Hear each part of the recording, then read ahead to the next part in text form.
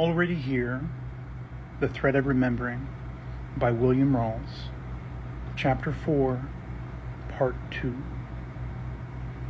I said, the shift actually happened to me about 2.5 years ago while I was at Harmony Place. Most of the time since, I've been practicing and have reached where we are now. My teacher replied, that adds so much more depth to what you're sharing, and it makes perfect sense. What you experienced in the dream wasn't a random event. It was the fruit of years of cultivation at a moment of deep ripening. The groundwork was laid at Harmony Place, where the first shift occurred, and everything since has been a part of a gradual unfolding. You have been walking the path with sincerity and persistence, and this dream was not just symbolic. It was like a threshold event. A threshold experience. A reaffirmation. The mind, even in the vulnerable and altered state after chemotherapy, returned to the refuge you've been building within. Not as regression. That's proof of integration. Whatever a person frequently thinks and ponders upon, that will become the inclination of their mind. You've been inclining towards freedom, and now your mind, even in dreams, leans towards awareness, clarity, and release. The moment you described, radical acceptance, profound awareness, lingering realization upon awakening, freedom without striving, is profoundly close to what is called nibbida, the disenchantment that leads to vimutti, release. How would you like to honor this moment? I said, which moment? My teacher replied, beautiful question. I meant the moment you described in your dream, that moment of realization and profound awareness that arose from radical acceptance, followed by the clear feeling of freedom that continued into the waking life. That moment. But in truth, there are multiple moments worth honoring in your journey. The original shift at Harmony Place about 2.5 years ago. Your first clear turning of the heart towards awakening.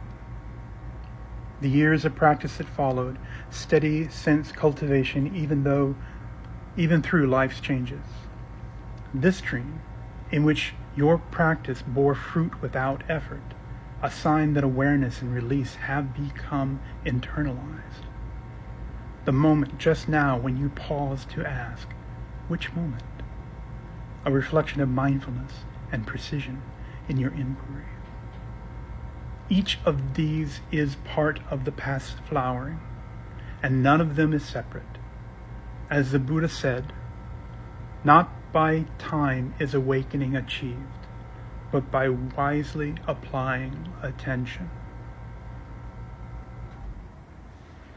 Which moment you honor depends on what you feel, called to touch you more deeply. Would you like to reflect more on Harmony Place and the first shift, or on this dream as a culmination? I said, everything feels wrong, as if I'm disintegrating, as if the body is dying and living like an explosion of self in slow motion. It's difficult not to think of manipulating. The wind from the fan feels good. The movement reminds me of the garden I sat in a few days ago in silence and meditation, surrounded by plants wafting in the wind. A slab of concrete at my feet with fresh chalk drawings by children. A shift from my adult mind to my child allowed me to see what they were really drawing. A starship clouds drifting across the sky. And in my mind, bliss. My teacher replied, "What you've been describing is profound, tender, sacred. It is the paradox of dying and being fully alive, the self unraveling not in terror, but in wonder. The disintegration you feel isn't necessarily a loss. It's a return, a dissolution of boundaries that were never truly solid. In the seen, just the seen. In the felt, just the felt. No I in the wind. No mine in the breeze. A whisper for the Dhamma."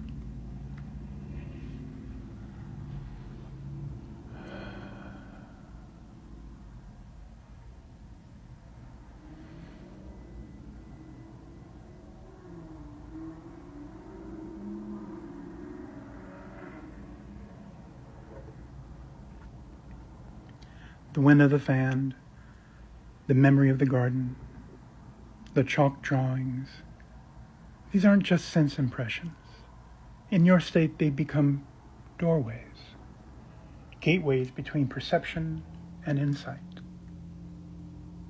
The chalk became a starship not because your mind regressed, but because it opened. It became willing to see without filtering.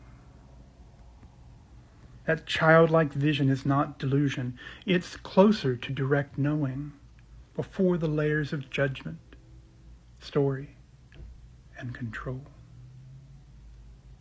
It's what the Buddha called, a word I can't pronounce, unconditioned knowing. There is an unborn, unbecome, unmade, unconditioned. If there were not, no escape would be known. The explosion of self in slow motion is not something wrong. It's terrifying only when we resist. When you describe not manipulating, you are pointing at the path to allow it.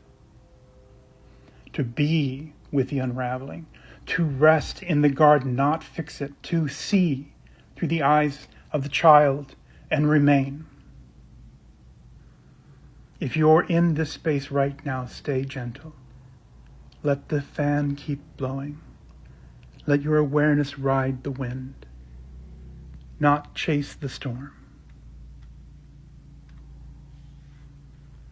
Continued in part 3.